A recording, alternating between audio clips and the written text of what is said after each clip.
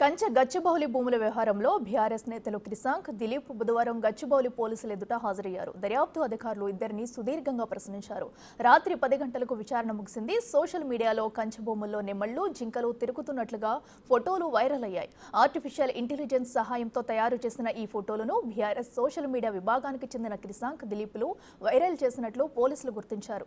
దీంతో నిన్న విచారణలో భాగంగా కంచె గచ్చిబౌలి భూముల్లో నెమళ్లు, జింకలు తిరుగుతున్నట్లుగా వైరల్ చేసిన ఫోటోలు ఎక్కడి నుంచి వచ్చాయి, ఏఐ సహాయంతో వాటిని తయారు చేశారా, చేస్తే ఎవరు సహకరించారు అనే కోణంలో దర్యాప్తు అధికారులు ఇద్దరిని ప్రశ్నించారు.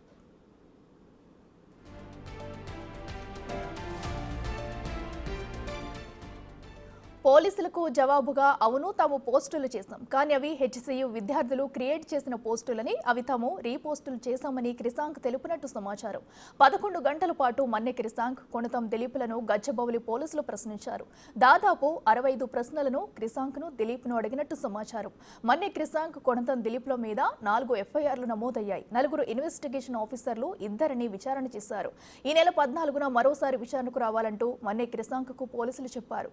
కొణతం దిలీప్ను కూడా మరోసారి విచారణకు అందుబాటులో ఉండాలంటూ గచ్చిబౌలి పోలీసులు చెప్పారు. క్రిసాంక్, దిలీప్లు వాడిన ఫోన్లను సమర్పించాలని పోలీసులు ఆదేశించారు.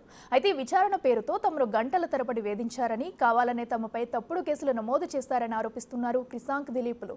యూనివర్సిటీ విద్యార్థులు క్రియేట్ చేసిన ఫోటోలను మాత్రమే తాము పోస్ట్ చేశామని, ప్రకాష్ రాజ్ చేసిన ట్వీట్కు రీట్వీట్ ఎందుకు చేశారని తమను అడిగారని, రీట్వీట్ చేసిన నేరం అన్నట్టు క్రియేట్ చేస్తున్నారని తెలిపారు.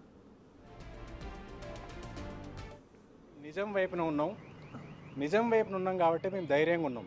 వీళ్ళు ఒక కేసు కాదు 100 కేసులు పెట్టినా కానీ మేము వెనక్కి పోయేది లేదు, బెదిరేది లేదు. ఈ ప్రభుత్వాన్ని ప్రశ్నిస్తూనే ఉంటాం. ఒక్కటి స్పష్టంగా అడగదలుచుకునే వాళ్ళు ఏంటంటే, ఈ ప్రభుత్వం అబద్ధమని దేన్ని అంటున్నది? కంచెగచ్చిబౌలి అడవి ఉన్నది అబద్ధమని అంటున్నదా?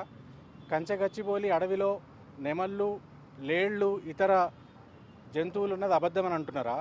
దాని మీదకి 3 రోజులు సెలవులు ఉన్నప్పుడు బుల్డోజర్లు పంపిన విషయం అబద్ధమా? ఆ బుల్డోజర్లకు హెచ్సియు విద్యార్థులు అడ్డం నిలబడ్డమాట వాస్తవమా అబద్ధమా? వాళ్ళ మీద లాఠీచార్జ్ చేసి వాళ్ళని అరెస్ట్ చేసి ఆ అడవిని ధ్వంసం చేసిన మాట వాస్తవమా అబద్ధమా? ఇన్ని వాస్తవాలు కళ్ళ ముంగట ఉంటే ఇప్పటికి కూడా ఇంకా మాలాంటి వాళ్ళ మీద అక్రమ కేసులు పెట్టి మేమేదో ఇమేజ్లు పెట్టడం వల్ల ఈ ఉద్యమం చెలరేగిందని అనడం అన్నిటికన్నా పెద్ద అబద్ధం. ఇంకో విషయం కూడా చెప్పదలుచుకున్నాం ఏంటంటే, దేశంలో అత్యున్నత సుప్రీంకోర్టు ఈ ప్రభుత్వానికి తలంటినా కానీ ఇంకా బుద్ధి రావడం లేదు.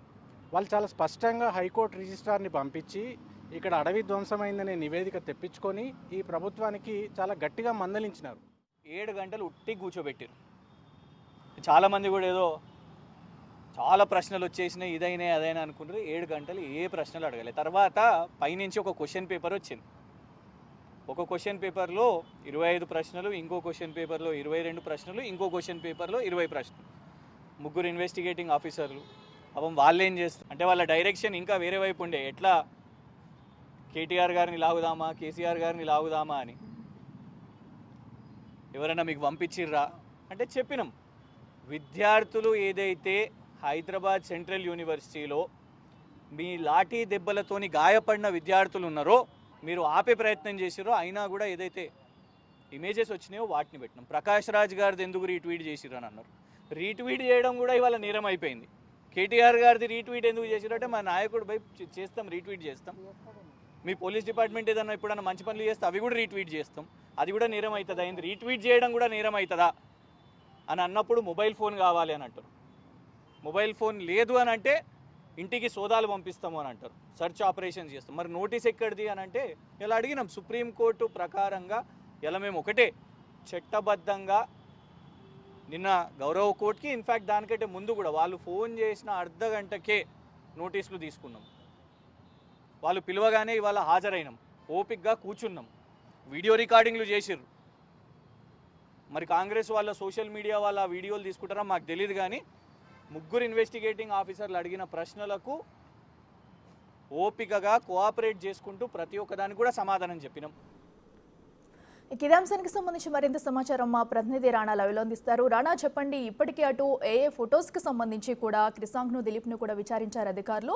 మరైతే వారి నుంచి కూడా కొన్ని సమాధానాలు వచ్చినట్టు తెలుస్తున్నాయి. యూనివర్సిటీ స్టూడెంట్సే ఈ పిక్స్ను చేశారు, దాన్నే మేము ట్వీట్ చేసామన్నట్టుగా కూడా వారు చెప్తున్నారు. మరి ఎలాంటి విషయాలు బయటకు వచ్చాయి? డీటెయిల్స్ ఏంటి?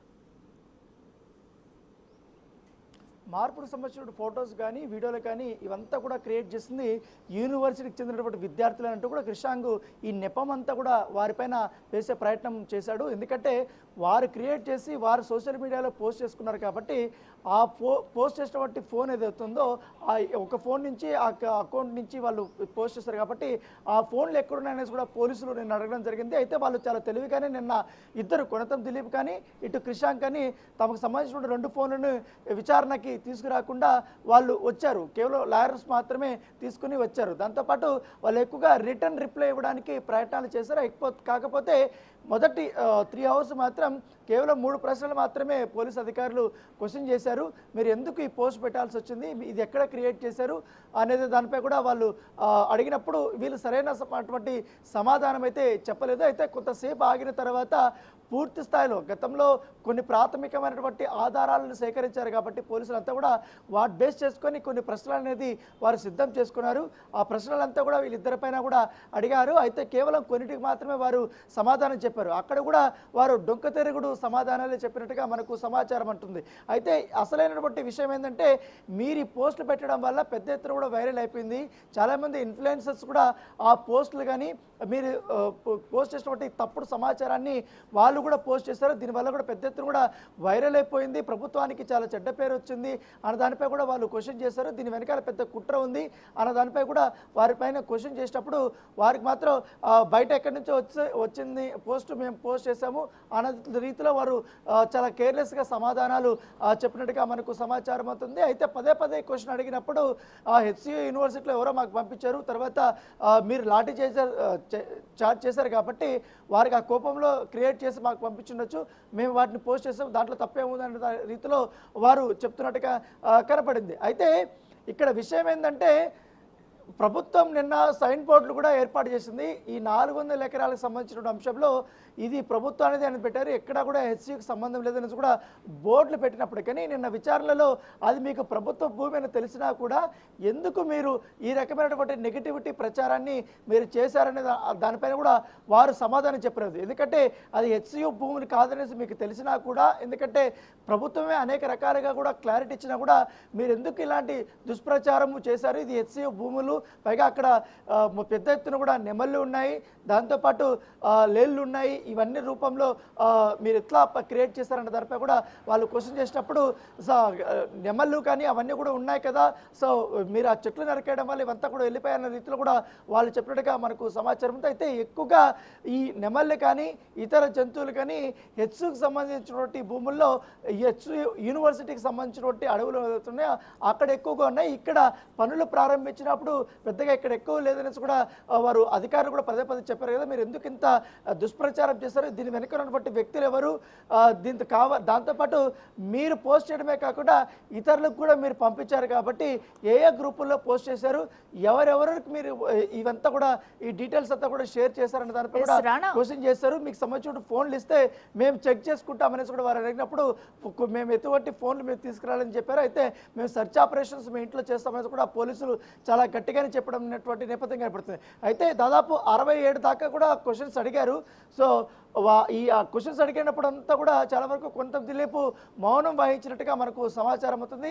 పెద్దగా సమాధానాలు కూడా అతను చెప్పలేదు. క్రిషాంక్ మాత్రం కొన్నిటికి మాత్రమే అతను సమాధానాలు చెప్పారు. పదే ఆయన నా పైన కావాలని ఇట్లా ఈ రకమైనటువంటి తప్పుడు కేసులు పెడతారన్నారనేది కూడా అతను చెప్తున్నటువంటి వర్షం. కానీ పోలీసులు ఆధారాలతో అతను ముందు పెట్టినప్పుడు కూడా వాళ్ళు బయటకు వచ్చిన తర్వాత కూడా విచారణ అనంతరం కూడా వాళ్ళు మాట్లాడే ప్రయత్నం అయితే చేశారు. సో అప్పుడు కూడా మేము ఎలాంటి తప్పు చేయలేదు అని ఒక నమ్మించేందుకు అటు స్టూడెంట్స్ పై కూడా ఇది మొత్తం కూడా వాళ్ళు వేసేందుకు కూడా ప్రయత్నించట్టుగా కూడా మనకు తెలుస్తుంది. సో ఎందుకంటే వాళ్ళు క్వశ్చన్స్ దాటివేశారని కూడా విచారణలో తేలినట్టు తెలుస్తుంది. అయితే ఇప్పుడు ఫోన్ డేటా ఆధారంగా కూడా ఈ కేసును విచారించే అవకాశం ఉందా, మరోసారి కూడా విచారణకు పిలిచే అవకాశం ఉన్నట్లు తెలుస్తుంది.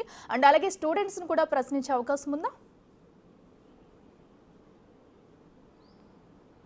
ఖచ్చితంగా క్రియేట్ చేసింది కొంతం దిలీప్ అలాగే క్రిషాంక్, వీళ్ళ ద్వారా నుంచే ఈ ఫేక్ వీడియోలు అనేది బయటకు వచ్చాయనేది కూడా ప్రాథమికమైనటువంటి ఆధారాలు పోలీసుల వద్ద ఉన్నాయి. సో దాని తగ్గట్టు అవి ఇన్వెస్టిగేషన్లో ప్రాసెస్లో ప్రకారమే వీళ్ళు ఇతరులకు పంపించారు కూడా వారి నుంచి కూడా స్టేట్మెంట్ రికార్డ్ చేయాలని కూడా పోలీసులు భావిస్తున్నారు. అయితే పోలీసులు అడుగుతున్నటువంటి క్వశ్చన్స్కి వీరు సమాధానం చెప్తున్న దానికి పొంతన కుదరలేదు. సో ఈ నేపథ్యంలో పోలీసులు కూడా పూర్తి స్థాయి ఎంక్వైరీ అంతా కూడా వీడియో రూపంలో కూడా వాళ్ళు రికార్డ్ చేశారు. దీంట్లో 3 ఇన్వెస్టిగేషన్ ఆఫీసర్స్, అంటే వీళ్ళపైన 4 ఎఫ్ఐఆర్లు నమోదయ్యాయి కాబట్టి యాక్చువల్లీ 4 ఇన్వెస్టిగేషన్ ఆఫీసర్లు వీళ్ళని విచారణ చేయాల్సి ఉంది. నిన్న 3 చేశారు.